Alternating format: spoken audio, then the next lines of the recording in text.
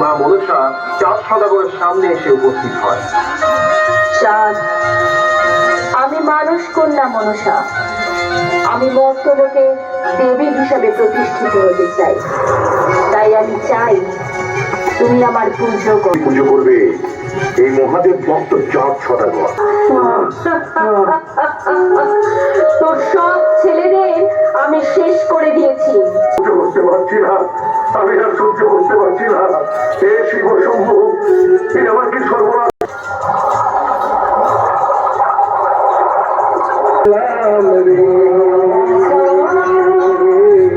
কালী গাহের গানে আগে থাকে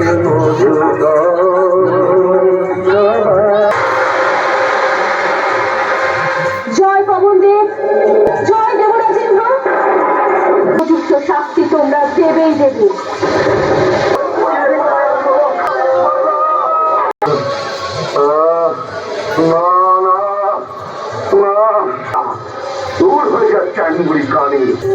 শীতাল পর্বতের ওপর শীতাল গাছের জঙ্গলে তৈরি হয় এই বাসর ঘর। এই রাখে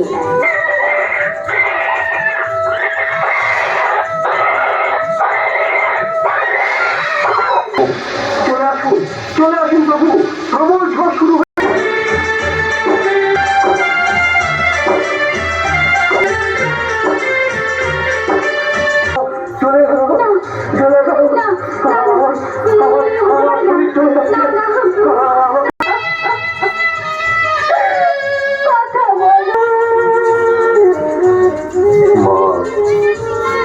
তুই যাস না মা, তুই যাস না।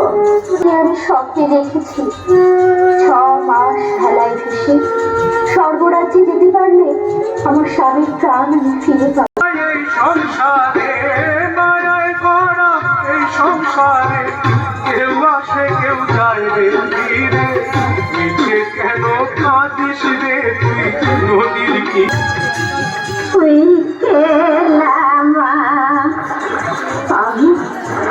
আমি বেহুলা বুড়িমন, চম্পকনগরে আমার ঘর।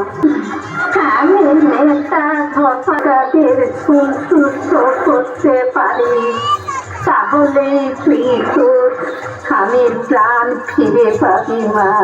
দুঃখিনী দুহিলা